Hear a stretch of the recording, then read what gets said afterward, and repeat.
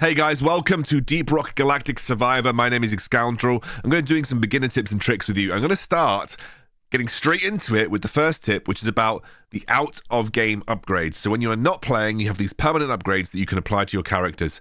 And there are a lot of upgrades to choose from. You have things like damage, you have things like reload speed, movement speed, etc. Now, there are some that are really good and some that I think are less good. For instance, reload speed. It's not that worth upgrading because realistically, 1 or 2 levels and you're going to get this reload speed. And plus, for the most part, if you're looking to overclock your weapons, when you're looking at damage and reload speed, you can apply individual damage and reload speed to weapons that is far greater in numerical value. So if you want to concentrate on any one particular set of upgrades, I would be looking at the following. Luck. Having a base level of luck means you are, on your first few level ups, much more likely to get a higher rarity upgrade, which can help boost your run very quickly. First aid kit, which is life regeneration. Unless you've got artifacts, you actually don't get access to life regeneration through level ups, so it's a really nice one to focus on. As is max HP and armor. Even though you can find them, they're not always going to be a priority early on, so having a baseline level of extra max HP and armor is nice, as well as having some experience gain for the early game too. So if I were to focus on any in particular, it would be movement speed, armor, luck, experience gain, max HP, and first aid kit. But obviously, my 2 priorities, if I were doing this again, because obviously I've played this game and didn't really think about this the first time I was doing it, I just saw, oh, shiny arrow, and clicked the shiny arrow. But if I'm going to spend credits and maybe invest resources to do this properly, I would probably spend time on luck and first aid kit, and then go for things like movement speed, armor, and also max HP, as well as also XP gain. Everything outside of that, especially the combat stats, not massively necessary, because you're going to find them as you upgrade your levels, and you'll get values that are usually quite a lot higher than some of the levels that you can get here. So yes, that would be my first tip in terms of what to go for out of game when looking to upgrade.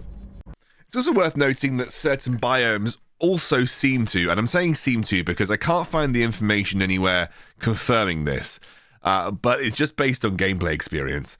Certain biomes seem to have an abundance of these particular precious resources. So for instance, Hollow Bow tends to have a massive amount of these, I can't remember what they're called, the round ball things.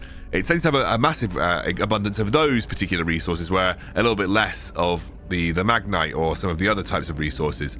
So it's just worth noting that if you're struggling to find a particular resource, it might just be that you're not playing in the right biome to collect it. For instance, when I played my last Hazard 3 run in the Hollow Bow run, I ended up finding an absolute ton of these round... What the hell are they called? The round resources. I think they're called Moonstone or something. I don't know, something like that. Anyway, I found loads of those. And so yeah, it's just worth noting that each particular biome tends to have an abundance of a certain type of that resource, so you will need to play across all the biomes in order to gather the resources necessary to upgrade properly.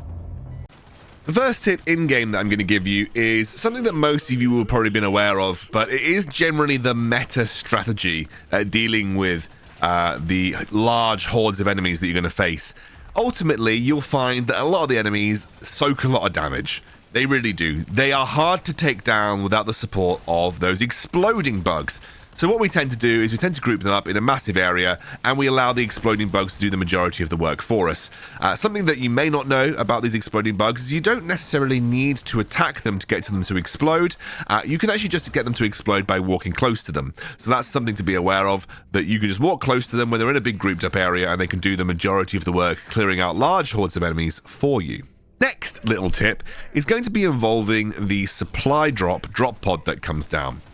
Many of you may not be aware, but using the supply zone drop pod can actually one-shot the elite on a map. If you drop it right on top of their head, it can actually be used to essentially blow up the elite in a map and form a very easy win for you at the end of the level. I used the drop pod right here to blow up the elite, and then I'll be able to walk straight towards the exit as long as I've completed all the majority of my objectives. And that then comes to my next tip. You don't need to kill the elite straight away. You don't lose the level by extending your time and just baiting out and waiting. The enemies just get a bit harder. But if you still have some objectives to complete, you don't necessarily need to rush the elite down. You can go and mine some extra gold, mine some extra nitra, try and complete your side objective.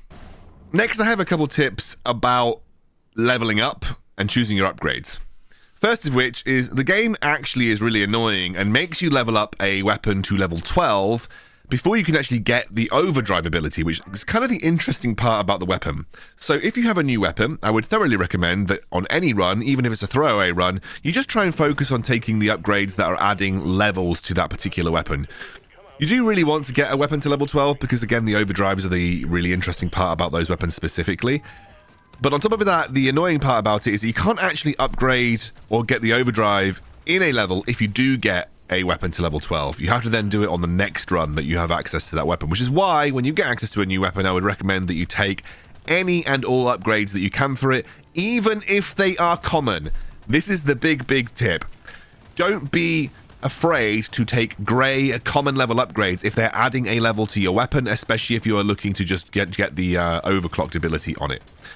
And that is then bringing me to my next tip about when you actually have those weapons.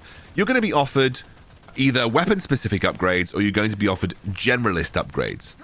My recommendation would be that you try to take weapon-specific upgrades for the most part. The overdrive abilities are often quite game-changing or add a significant amount of value to the weapon that you're running.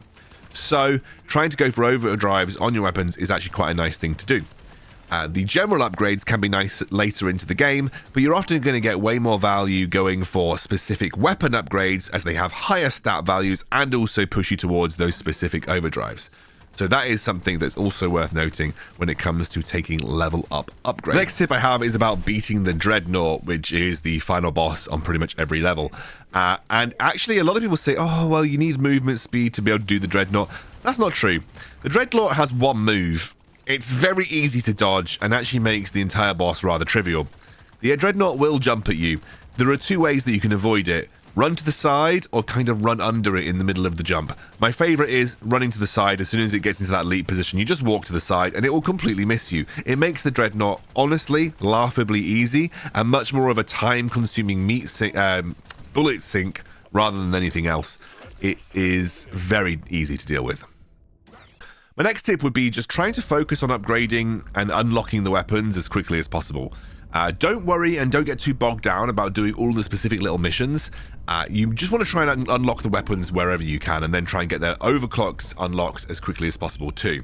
You'll notice that on some levels you need to get the weapons to their absolute max level, and that really does take you all 4 levels to do that most of the time. You can get quite lucky and find a couple of like paint job upgrades, just basically double the or even triple the amount of levels that you get, but you don't actually get any sort of stat bonuses for doing so.